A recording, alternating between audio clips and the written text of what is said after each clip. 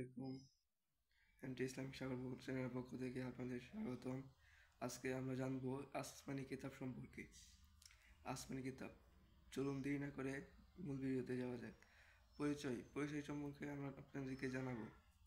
আসমানি কিতাব শব্দের অর্থ লিপিবদ্ধ লিখিত বস্তু।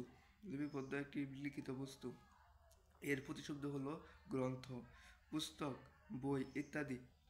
আসমানি কিতাব হলো এমন একটি গ্রন্থ যা আল্লাহ তাআলার থেকে অবতীর্ণ হয়েছে। আসমানি কিতাব যা আল্লাহ তাআলার পক্ষ থেকে অবতীর্ণ হয়েছে। আর ইসলামী ভাষায় যেসব কিতাব আল্লাহ তাআলার মানব জাতির হিদায়াতের জন্য দিক নির্দেশস্বরূপ নাজিল করেছেন তাকে আসমানি কিতাব বলে। অন্যথায় আল্লাহ তাআলার বাণী সমৃদ্ধ গ্রন্থগুলিকে আসমানি কিতাব বলা হয়। সুতরাং আসমানি কিতাব হলো আল্লাহর বাণী সমষ্টি। আল্লাহ তাআলা জিবরাইল আলাইহিস সালামের মাধ্যমে তার বাণী রাসূলগণের নিকট প্রেরণ করেছেন।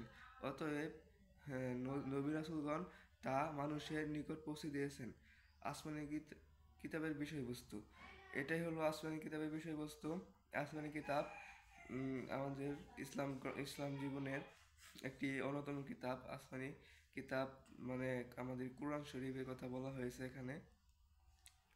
আমাদের কুরআন শরীফ আমাদের মুসলমানের জন্য একটি গ্রন্থ, একটি দিক নির্দেশস্বরূপ, এটাই এখানে বলা হয়েছে। এটা 9 ইসলামিক বই। সেই ইসলামিক বই থেকে আমি একটু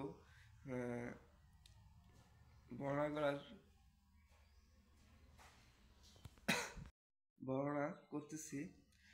তাই আপনার এরকম ইসলামিক ভিডিও যদি পেতে চান তাহলে আমাদের চ্যানেলটা সাবস্ক্রাইব করে পাশে থাকবেন আর আমাদের সকল ভিডিওগুলো দেখবেন।